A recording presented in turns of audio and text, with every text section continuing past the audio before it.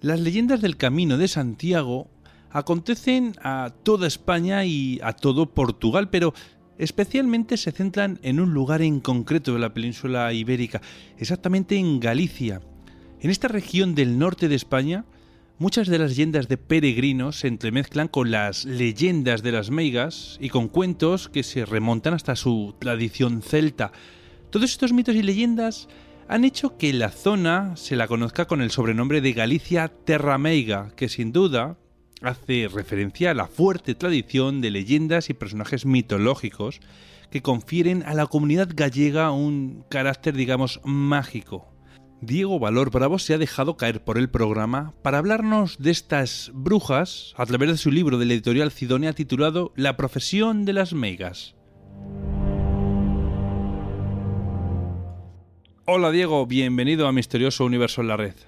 Hola, buenas noches, y no puedo empezar sin agradecerte la oportunidad que me das de poder estar aquí con vosotros, y espero poder hablaros con tranquilidad sobre este tema tan apasionante. Estoy seguro de que sí, Diego, y muchísimas gracias por aceptar nuestra invitación. La verdad, el gusto es nuestro de tenerte por aquí, por el programa. Bueno, Diego, si me lo permites, te voy a presentar un poquillo y empezamos ya a meternos de lleno en tu libro. Dime. Vale, mira, Diego es licenciado en Derecho por la Universidad Complutense de Madrid, es doctor en análisis político de los medios de comunicación, has hecho publicaciones en historia de las religiones, órdenes militares, judaísmo y filosofía de la historia y pensamiento. Y bueno, pues todo esto, Diego, ¿qué es lo que te llevó después de todo esto a lo que tú te has dedicado, ¿no? ¿Qué es lo que te ha llevado a estudiar a fondo el misterio de las brujas en un pasado no tan lejano? Bueno, la verdad es que esto fue fruto de una casualidad, porque yo estaba, cuando estaba llevando temas de judaísmo, estaba estudiando los archivos de la Inquisición y empezaron a salir noticias sobre las brujas. Y entonces a mí me llamó muchísimo la atención, empecé a recopilar información, no solo de las meigas gallegas, sino tengo recopilación de las brujas en toda España. Y bueno, y al final con esto pues me animé a escribir algo que es el libro que tú ya conoces, un poco. O sea, que fue fruto un poco, a lo mejor, de la casualidad, pero mira, bienvenida sea. Qué bueno. Bueno, pues mira, Diego, ¿qué te parece si empezamos la entrevista explicando qué es exactamente una meiga y en qué se puede diferenciar de otras brujas, bueno, si es que la hay esa diferencia? Mira, vamos a ver, déjame que empiece con un detalle importante, una idea que a lo mejor puede llamar un poco la atención, pero que creo que es fundamental para entender el trabajo que yo he hecho. Mira, la brujería, la magia, al menos en la antigüedad, era una actividad perfectamente normal y lógica. ¿Entiendes lo que te quiero decir? Hoy en día nosotros tenemos un poco la idea de que es algo que está como fuera de lugar, como en otra dimensión. Pero entonces la brujería y la magia eran actividades lógicas que forman parte de la historia humana desde los inicios, desde el Paleolítico. Fíjate, por ejemplo, un detalle interesante, que es las primeras representaciones que existen de hombres en el Paleolítico son de chamanes, de brujos, como aparece en la cueva de Lascaux o en Trofer, en Francia, donde aparecen brujos. Fíjate, esto es un detalle muy interesante. La primera vez que aparece un hombre representado es un brujo. Y mira, y te voy a decir un detalle muy interesante, que yo creo que nos puede servir para entender un poco lo que te estoy diciendo. Magia. Magia es una palabra que tiene una raíz del indoeuropeo que quiere decir básicamente crear. Y fíjate, en la antigüedad, por ejemplo, en Grecia, magikos tenía ese concepto, el concepto de magia, el concepto de transformación de la realidad. Ese es un detalle en el que a mí me gusta insistir mucho. Y fíjate, el femenino de la palabra magikos era técnicos, técnica. Con lo cual, fíjate tú que nos puede parecer una inmensa paradoja, pero magia y técnica eran dos funciones que realizaba el hombre en un mismo sentido.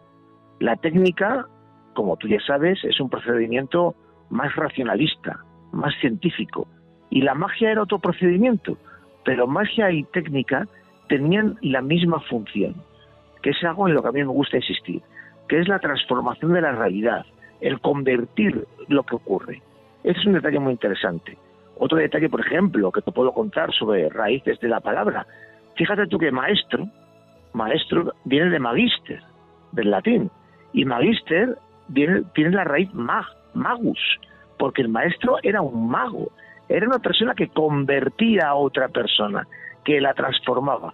Esto es un detalle muy interesante para que comprendamos una idea que para mí es fundamental. En la antigüedad, hasta un pasado no muy lejano, magia y brujería eran dos funciones perfectamente lógicas, tenían todo el sentido del mundo. Una persona podía realizar magia, podía realizar brujería, podía acudir a los servicios de un mago o de una bruja o de un brujo, y eso era algo entonces sentido como algo normal. Algo normal, era un procedimiento de transformación, un procedimiento a obtener un beneficio que estaba al servicio de cualquier persona. Y es que a mí es un detalle en el que me gusta insistir. En contra de la opinión que nosotros tenemos hoy en día, la brujería era algo completamente normal. Y mira, y esto tiene mucho que ver precisamente con el nombre que le he dado al libro, La profesión de las meigas. Y tú puedes decir, bueno, es que ser meiga, ser bruja, era una profesión como otra cualquiera. Una mujer o un hombre, una mujer podía ser lavandera, costurera, labradora, y podía ser meiga, y podía ser bruja. Nosotros hoy en día tenemos una visión muy romántica de las brujas. Pensamos que eran mujeres que vivían aisladas, en cuevas perdidas, en chabolas en la montaña, ¿y qué va? Las meigas, las brujas, esto en Galicia, pero en toda España, vivían en los pueblos, en las aldeas, en las ciudades. Todo el mundo sabía dónde estaban, todo el mundo acudía a ellas y todo el mundo las tenía ahí a su alcance.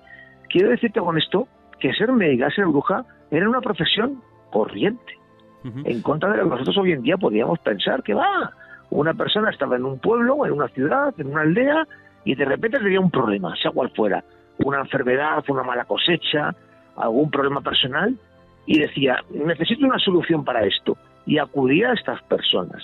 Este es un detalle muy interesante y en el que a mí me gusta insistir, un poco para desvirtuar el concepto que nosotros tenemos hoy en día de la brujería, que pensamos que es algo extraño, incluso maligno. ¿Qué va?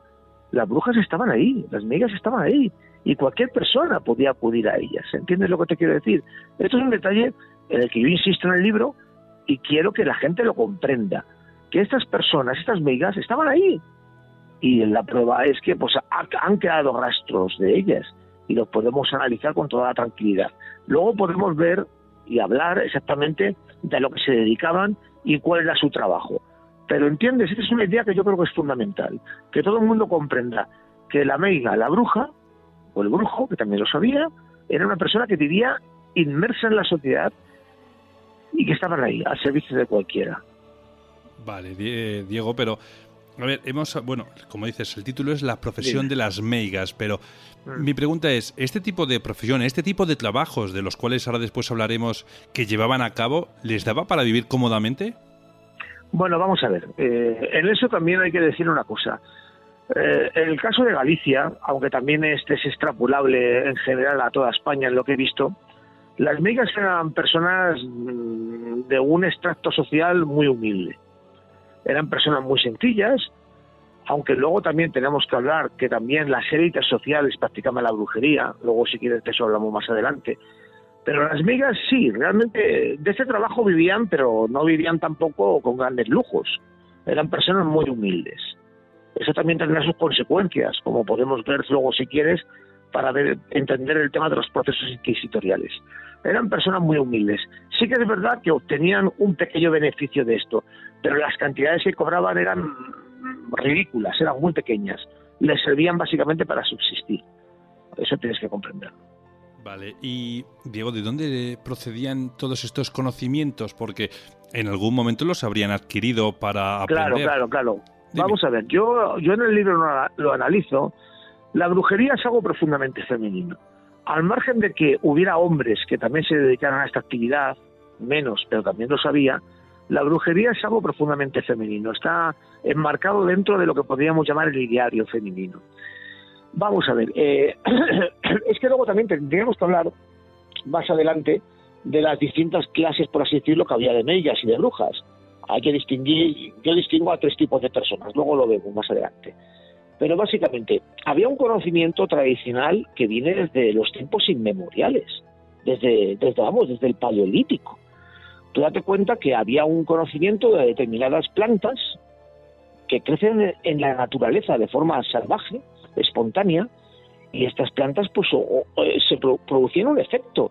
Oye, nosotros hoy en día todavía consumimos plantas, consumimos café, consumimos té, consumimos productos y sabemos que nos aportan algo, ¿verdad? Que nos producen una reacción. Eso es. Entonces, a lo largo de miles de años, ya esa tradición había quedado consagrada y de alguna manera se mantenía y el conocimiento se transmitía entre generaciones. Yo, por ejemplo, en el libro veo que las mujeres, sobre todo, recibían su educación de otra mujer, que a su vez había recibido de otra mujer, con lo cual así podemos hacer una genealogía que nos puede llevar a miles de años de antigüedad. Pero el conocimiento de las plantas, por así decirlo, o de otros procedimientos, cuales fuera, de tipo homeopático o de tipo, por así decirlo, medicinal, esto es algo que forma parte de la historia del ser humano desde los inicios. Y claro, realmente las brujas lo único que hacen es recoger una tradición heredada, como te digo yo, de miles de años. O sea, nadie se inventa nada nuevo.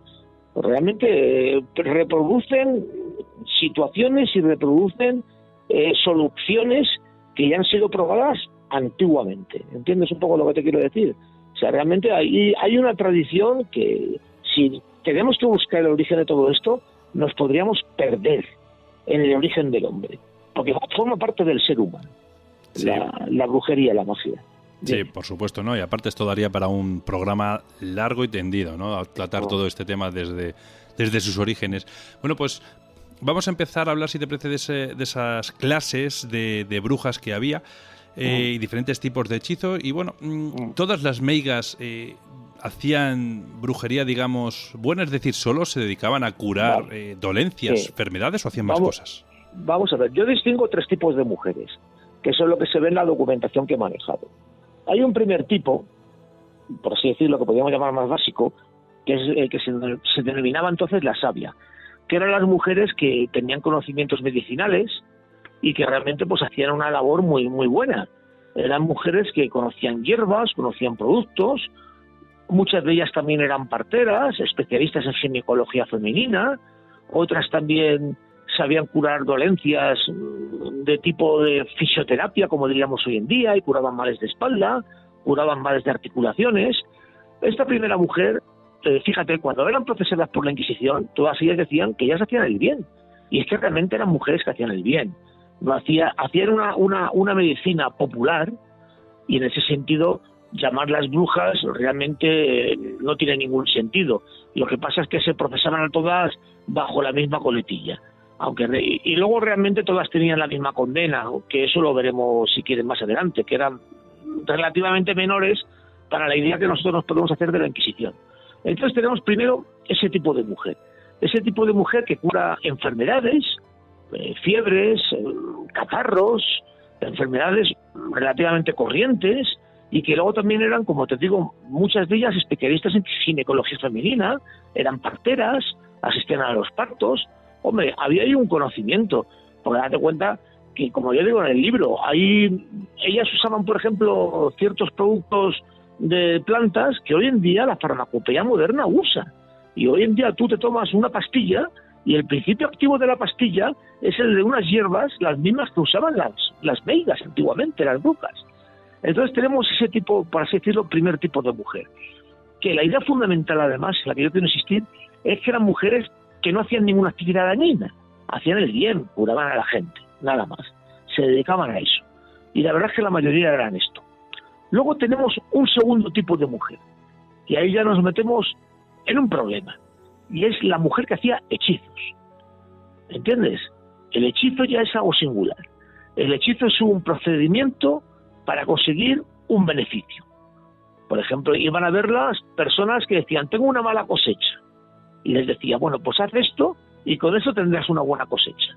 Es que mis vacas no dan leche. Pues haz esto y tus vacas dan leche. ¿Entiendes? Estas mujeres ya hacían el hechizo. El hechizo es algo que transformaba la realidad. Estaba ya algo por encima de lo que podríamos llamar la medicina popular. Porque ya se conseguía un resultado. En principio, el hechizo se hacía normalmente para causar un bien, aunque podría haber algún caso, como yo veo en el libro, de personas que querían conseguir un hechizo para hacer un mal a un tercero. Pues a lo mejor para que ese señor se arruinara, o se le muriera un hijo, o tuviera un problema. Pero lo ves, ya tenemos ese segundo escalón, el escalón del hechizo. Y luego tenemos un tercer tipo, que son las más raras, hay pocas, pero las hay, y las he encontrado en Galicia, que aquí sí que nos metemos en un problema mayúsculo, que es el famoso pacto con el demonio. Mujeres que hacían un pacto con el diablo. Claro, esto aquí ya, en verdad tenemos un problema, porque claro, ¿qué era eso del pacto con el demonio? Yo en el libro he estudiado varios casos en los que se habla de mujeres que han hablado con el demonio y ellas han hecho un pacto con él y el demonio les ha concedido ciertos poderes. La capacidad de hacer hechizos y la capacidad de hacer cosas, algunas auténticamente inauditas. Pero está ahí, pero lo ves, pero ese tipo de mujer ya es una mujer mucho más especial, porque aquí ya también nos enfrentamos con algo fundamental, que es el mal. Estas mujeres hacían el mal, porque una de las cosas que les pedía el diablo para hacer el pacto es que tenían que hacer el mal. ¿Entiendes? La demonolatría, la religión del diablo, era una religión, no era una religión cristiana, era una religión alternativa. Y entonces la persona que se introducía en ese mundo tenía que hacer el mal y tenía que rendir culto al diablo a través de esa actividad, por así decirlo, maléfica. Con lo cual ahí ya, ¿ves? Ahí ya nos encontramos con lo que podríamos llamar la dimensión más popular o que tenemos más presente de la brujería, de las personas que hacen el mal. Pero fíjate lo que te digo, no todas las brujas, como te he dicho, hacían el mal. Las curanderas no hacían el mal, curaban a la gente. Las hechiceras no tenían por qué hacer el mal, podían hacerlo o no, depende del hechizo.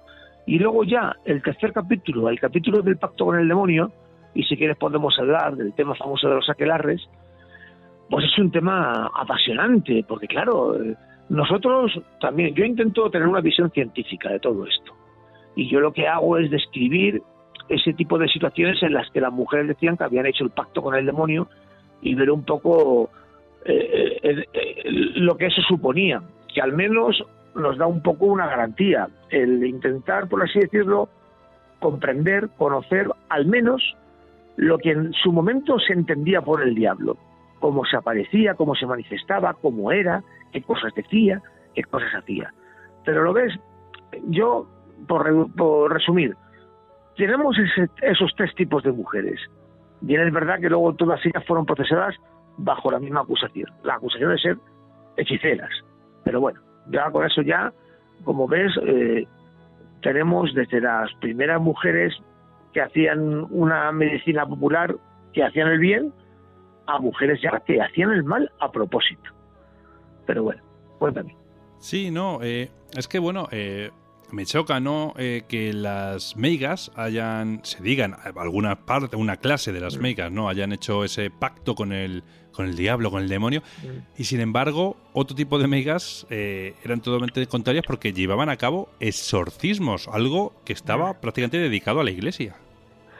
Bueno, es que yo te voy a contar una cosa, en el libro lo verás. Hay muchas veces que muchos de los procedimientos que usaban las meigas para curar a la gente eran, por ejemplo, el recitar oraciones perfectamente cristianas, oraciones del catecismo. Y decían a una persona, pues reza el Padre Nuestro, reza la salve, reza el credo. Fíjate lo que decían. O sea, no entiéndeme, no decían a la gente que hiciera invocaciones al demonio, sino que muchas veces les decían, no, pues tú lo que tienes que hacer es, aparte de darte este ungüento, tomarte esta medicina que te doy, luego reza unos Padres Nuestros. Te quiero decir con eso que, claro, que luego, por ejemplo, cuando eran profesadas, pues muchas lo decían, dice, pero si es que yo no hago ninguna invocación al demonio, si yo lo que le digo a la gente es que reza a la Virgen y que reza a Jesucristo. ¿Entiendes lo que te quiero decir? Sí, efectivamente, hombre, pero es que de todos modos yo creo que a la Santa Inquisición se le ha dado una mala fama en algunos lugares. Y la tenía, vamos a ver, la Inquisición tenía mala fama, la Inquisición era una institución que perseguía la pureza de la fe y todo aquello que iba en contra de la fe establecida, pues era perseguido. La Inquisición, por ejemplo, en algunos capítulos que yo he estudiado y he hecho trabajos y tengo publicaciones, como por ejemplo en el tema de la persecución del judaísmo en España, la Inquisición fue implacable y feroz, y se llevó por delante a cientos de personas. Pero fíjate, con las brujas, ¿qué pasaba con las brujas? Los inquisidores, que efectivamente eran unos sacerdotes muy serios, eran personas con una gran formación, eran doctores de las grandes universidades, de Salamanca, de Santiago, de Alcalá. Eran personas con una formación humanística muy buena. Y fíjate, la Inquisición desde sus orígenes, desde el siglo XVI, pensaba de la brujería que era un engaño, que era un producto de la ignorancia. Y esa es una idea que estaba presente siempre en su actividad. Por eso la Inquisición realmente nunca persiguió el fenómeno de la brujería. Lo consideraba un producto de un pueblo inculto. Y realmente nunca hubo un intento de la Inquisición de acabar con ese fenómeno porque pensaba que era imposible acabar con ello. Formaba parte de, como te digo, de un pueblo ignorante que hacía ese tipo de prácticas que estaban ahí y que no se podía acabar con ello. Y luego, por ejemplo, como digo en el libro, fíjate tú, la fama que tenía la Inquisición, sobre todo la española, de matar a muchísima gente, en toda Galicia, en toda la historia de la Inquisición solo mató a una mujer. Solo quemó a una mujer en el siglo XVI, en 1572, creo recordar. Y encima cogió a una portuguesa, ni siquiera mató a una gallega. Yo creo que un poco por decir, mirando os puede pasar, para que os sirva de referente y no vayáis por este camino. Y yo te voy a decir una cosa, yo he estudiado también la Inquisición en otros lugares de España, y realmente la Inquisición en España mató a poquísimas brujas. Se puede calcular que en toda España mató a entre 40 y 50 mujeres. En toda España, a lo largo de 4 siglos. Y fíjate tú, como digo en el libro, y hay casos todavía, por ejemplo, en la Europa moderna, donde hubo realmente un genocidio femenino brutal. Se calcula que entre 50 y 60.000 mujeres, aproximadamente, sobre todo en el siglo XVI, fueron asesinadas en toda Europa. O sea, hubo años, por ejemplo, en Colonia, donde en un solo año se llegó a matar a 900 mujeres. Pues fíjate, en toda la historia de España, a lo mejor no se llegarían a matar ni a 50. ¿Por qué? Porque la Inquisición española, como te digo, era muy humanista, eran gente que tenía una gran inteligencia, eran gente que tenía un conocimiento de la psicología, que entonces no existía como ciencia, muy grande, y ellos pensaban, sí, mira, esto es un producto de la ignorancia. ¿Y cómo es un producto de la ignorancia? ¿Qué podemos hacer? Pues poco más que, de vez en cuando, detener alguna, un poco, como digo yo, por cubrir el expediente y decir ellos que perseguían el fenómeno. Hubo años en Galicia donde no se detuvo a ninguna. A lo mejor a lo largo de los años se detenían a una, a dos, a tres. Hubo algún año que detuvieron unas cuantas más, pero en algún momento muy determinado, coincidiendo con el caso de Zugarramurdi, el famoso caso de las brujas navarras. Pero en general no se perseguía el fenómeno, no tenían mucho interés porque consideraban que era imposible acabar con ello, porque eso decía, pues es que el pueblo hace estas cosas, ¿qué le vamos a hacer? O sea, con lo cual al final la dimensión que podemos tener de la Inquisición española no se corresponde con la famosa leyenda negra, realmente, al menos en el capítulo de las brujas te hablo, porque en otros capítulos, como por ejemplo el de los judíos, la Inquisición fue implacable y mató a cientos de personas. Eso ahí fue terrible. Porque luego también te voy a decir una cosa, sí, que sirve un poco para explicar el que la Inquisición tampoco persiguiera mucho a las brujas. Mira, el proceso inquisitorial, que era un proceso muy definido y muy organizado, partía de algo fundamental. Y es que la Inquisición, cuando a una persona se le procesaba, sus bienes personales eran, por así decirlo, intervenidos por la Inquisición y pasaban a su tesoro. ¿Entiendes? La riqueza personal de la persona que fuera procesada pasaba a la Inquisición. Y de esa manera la Inquisición recibía un dinero, como tú puedes imaginarte. Bastante. Pues si se detenía una persona que tenía un gran negocio, como eran, por ejemplo, muchos judíos y muchos conversos, eran grandes empresarios, personas de postín, pues entraba un montón de dinero. Pero ¿qué pasaba con las brujas? Que como ellas, la mayoría eran muy humildes, no tenían nada. No tenían nada. Y entonces, fíjate tú, como digo en el libro, la Inquisición ya en el siglo XVI se quejaba y decía, si detenemos a las brujas, las tenemos que meter en la cárcel, las tenemos que dar de comer, las tenemos que tener aquí y nos cuesta dinero, porque luego de ellas no tenemos absolutamente nada. Bueno, pues esto también a lo mejor podría ayudar a explicar por qué tampoco las perseguía mucho. Porque ¿qué podía obtener de ellas? Nada. Cuéntame. No, yo creo que sí, que efectivamente casi es la causa más importante, pensándolo egoístamente, ¿no? Como dices, no voy a obtener nada, me vas a costar encima dinero, pues hasta luego. Luego, otra cosilla, mira, yo cuando viajé, en un viaje que hice por Galicia, visité la ciudad de Combarro, que es una ciudad que a mí me encanta, me pareció preciosa, pero cuando yo llegué allí descubrí que en ese lugar es donde más se concentraban las meigas. ¿Qué tiene de especial este lugar? ¿Por qué se juntan tanto ahí? ¿O se habla tanto de ellas ahí? No te lo puedo decir. También lo más probable es que hubiera ahí ya alguna persona, algún grupo, y que el grupo fuera transmitiendo ese conocimiento entre ellas, como digo en el libro, entiéndeme lo que te quiero decir. No te puedo dar una explicación objetiva de lo que pasa en Combarro. Sí que es verdad que todavía hoy en día en Galicia existen personas que se dedican a estas funciones y lo hacen con total libertad, afortunadamente. ¿Pero por qué lo hacen en Combarro más? Pues seguramente porque había una tradición que ha quedado heredada y de alguna manera ese conocimiento se va transmitiendo generación a generación y así ha quedado hasta ahora. Es la única explicación posible. Porque bueno, el fenómeno de la brujería, te voy a contar una cosa, el fenómeno de las meigas es en toda Galicia y de la brujería es en toda España. Yo me he encontrado restos de brujas por todas partes, en Murcia, en Toledo, en Madrid, en Extremadura, en Castilla, en todas partes. Si es que la brujería era algo normal, es que en todas partes había alguna bruja. ¿Entiendes lo que te quiero decir? Ellas realmente, como digo, te he dicho al principio, ellas realizaban un trabajo que era conocido y que era necesitado y solicitado por la gente, como yo digo en el libro. Tanta culpa tiene el cliente que va a ver a la bruja como la bruja, porque si no hubiera clientes no habría brujas. Las brujas estaban ahí porque prestaban una función social, ¿entiendes? Había gente que acudía a ellas. ¿Qué pasa en Combarro? Pues que si esa tradición se ha mantenido de algún modo y ahí sigue estando presente, pues algo maravilloso, fenomenal.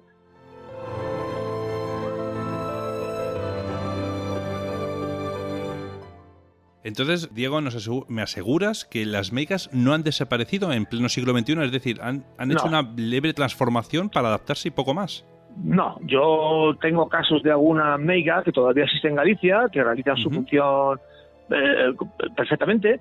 Ojo, como todavía tú por toda España ves curanderos y ves gente que realiza prácticas de este tipo. Ese es un fenómeno que no ha desaparecido, sigue estando presente.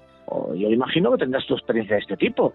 Yo todavía en Salamanca o en Extremadura, pues he estado con personas que todavía practican la curandería, que al fin y al cabo es un procedimiento también antiguamente se llamaba de brujería, aunque realmente no es tal, es una medicina popular, ¿entiendes? Ese fenómeno no ha desaparecido, en Galicia todavía sigue habiendo personas que realizan esta función. Lo que pasa es que, claro, pues tienes que conocerlas, tienes que acudir a ellas, y luego, pues no sé, pues prestar, por así decirlo, solicitar sus servicios y acogerte a lo que ellas te digan, entiéndeme, depende un poco de lo que tú quieras obtener de ellas, claro. Cuando yo te hablaba de los tipos de brujas y te hablaba de que había 3 tipos de mujeres, hay que distinguir aquellas que realizan una función de una medicina que podríamos llamar hoy en día homeopática o natural, de aquellas que realizan el mal, el hechizo para hacer el mal, incluyendo el mal de ojo. Son temas distintos, ¿entiendes lo que eso ya va en función de la persona? Hay personas que a lo mejor lo hacen y personas que no lo hacen. Eso dependerá un poco de la naturaleza personal de cada uno. Eso porque es. Vamos a ver si me entiendes. O sea, la brujería, la magia, como yo te he dicho al principio, es un procedimiento de transformación de la realidad que a ti te circunda. Entonces, claro, eso no implica tampoco hacer un mal. No, claro, depende, como tú bien dices, ¿entiendes? un poco de Ahora, la persona. Puede ser que tú quieras hacer un mal a un tercero, me imagino, a quien. Bueno, ¿ves? Luego realmente, ¿qué pasa? Que hacer el bien o hacer el mal para ella será algo, por así decirlo, natural. Y podían en un momento determinado hacer el bien o hacer el mal. Pero ¿entiendes lo que te quiero decir? Que eso ya también forma un poco parte de la naturaleza de la persona en cuestión a la que tú acudas. ¿Entiendes? No tienen por qué hacer todos el mal de ojo. Habrá quien lo haga. Pero claro, hacer el mal de ojo es hacer el mal a otro. Y ahí nos metemos en un problema mayúsculo, que es el problema del mal. Porque claro, en principio, mi idea a lo mejor equivocada es que nadie desea el mal a un tercero. ¿Verdad? En teoría no, vamos, o sea... En teoría, pero hay personas que sí que lo pueden desear. Sí, de hecho lo hacen, esas sí. personas acuden a estos servicios. Bueno, pero el servicio de la brujería no tiene por qué ser maligno, como te digo. O sea, tú puedes acudir a la bruja porque estás buscando novia, o porque quieres tener suerte, porque estás buscando trabajo, porque quieres que te toque la lotería. Y oye, eso no implica el mal a nadie. ¿Entiendes lo que te quiero decir? O sea, el tema del mal es un tema ya significativo y especial. Pero yo lo que te digo desde el principio, que la brujería no hay que asociarla al mal. O sea, las brujas no tienen por qué hacer el mal, pueden hacer también el bien. Y habrá algunas que hagan el bien o hagan el mal. Pero, o sea, la bruja no es una persona que hace el mal. Puede hacer también el bien, y solo hacer el bien, como yo pongo en el libro, y hay muchísimos casos. De hecho, la mayoría de los casos son de personas que hacen el bien. Y los casos de personas que hacen el mal son más pequeños. Fíjate, son menores. Las hay, pero son menos. ¿Entiendes? Sí, por supuesto. Hemos hablado antes de los pactos con el diablo, que se llevaban a cabo, ¿no? en unos rituales que se realizaban en los aquelarres. ¿Cómo llevaban a cabo estos rituales? ¿Qué pasaba allí? Vamos a ver. Yo tengo algún caso que cuento en el libro, sobre todo uno impresionante del año 1610, de una mujer, Beatriz Fernández, que describe un aquelarre. El aquelarre era una fiesta. Vamos a ver. El aquelarre era una fiesta donde se juntaba gente y ahí, vamos, eso era una fiesta auténtica, con música, con baile, con alegría, con todo. Lo que ocurre que en el aquelarre, vamos a ver, en el aquelarre, según cuenta esta mujer y otros casos que también encuentro, que son menores, ¿eh? En el caso de Galicia, y fíjate, y en otros casos que he estudiado de la brujería en España, prácticamente ni te lo encuentras. En Galicia he encontrado algunos casos, pocos, pero bueno, por lo menos nos sirven para comprender lo que era el aquelarre, como te digo. El aquelarre era una fiesta donde se juntaba gente. Lo que pasa es que en el aquelarre había algo fundamental, y es que aparecía la presencia del demonio. El demonio aparecía y se le veía, encarnado, como hombre o como macho cabrío, eso también hay que verlo. O sea, se le aparecía, se les aparecía físicamente, o sea, ellos eran capaces de verlo. Sí. Ellos dicen que el diablo aparecía ahí, se manifestaba como un hombre, en muchos casos, y en otros casos a través de la figura iconográfica que todos conocemos del famoso macho cabrío. Sí. Un macho cabrío que aparecía ahí, o varios machos cabríos, y eran todos, cada uno, la representación de un diablo. Y aparecía. Y las personas que iban a la aquelarre decían, no, y yo lo vi. Y yo tuve relaciones sexuales con él, que eso también es un tema que podemos hablar, que es interesante.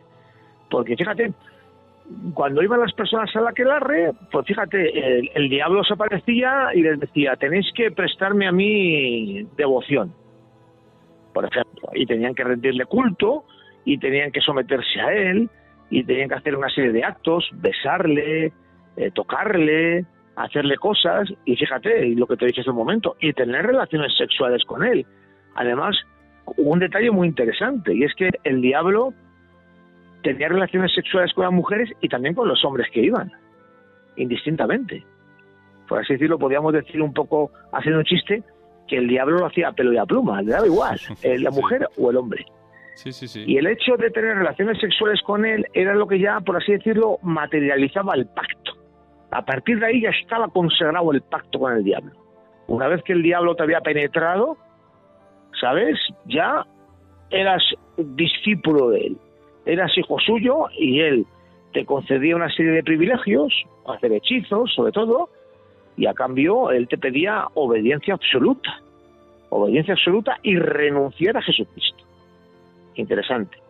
Por eso te digo que es una demonolatría. Realmente era una religión alternativa, una religión verdadera, con sus dogmas de fe, con sus formas y con una serie de principios y de formas que había que adoptar.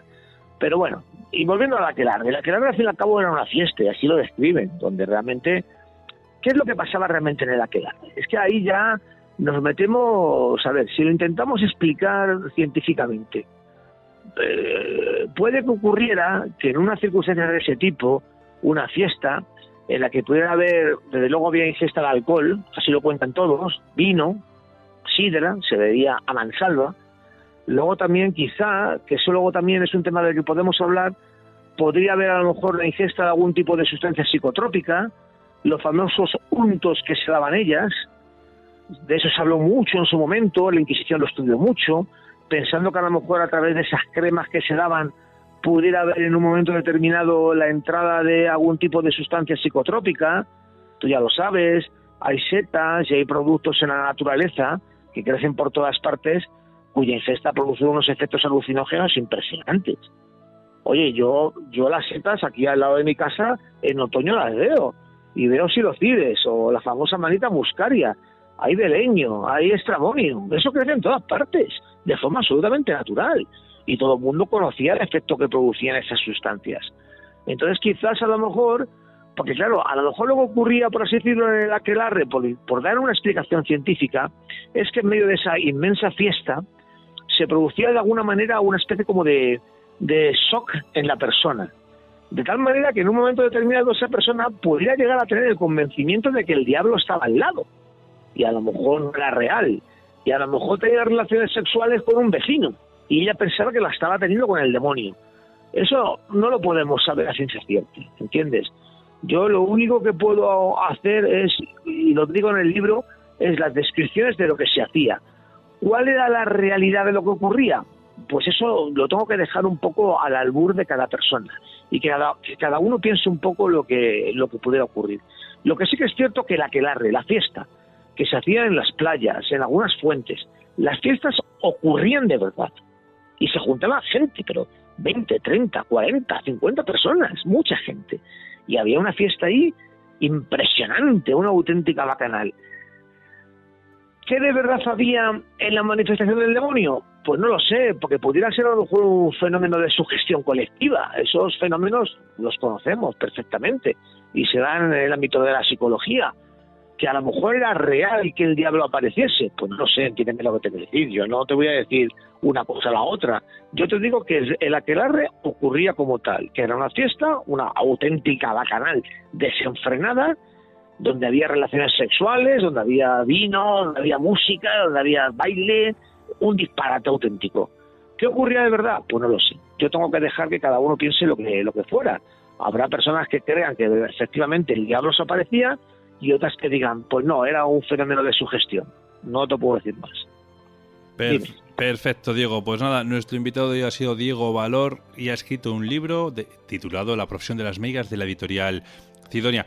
No dejéis pasar la oportunidad de haceros con un ejemplar porque os va a encantar este fascinante mundo de las meigas. Además, tampoco debéis de pasar la oportunidad de haceros con un ejemplar. ¿Por qué? Porque, corrígeme si me equivoco, Diego, pero la editorial Cidonia siempre destina una parte de las ganancias de sus libros a obras benéficas. Sí, efectivamente, así es.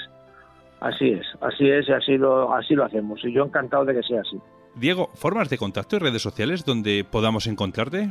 Pues yo estoy en Facebook. Si me buscáis con mi nombre Diego Valor, en Facebook estoy. Es la única red social en la que participo y cualquier persona que quiera me va a tener a su disposición para poder hablar de lo que considero oportuno sobre este tema, porque no hemos hecho más que decir 4 ideas, pero podríamos estar hablando toda la noche.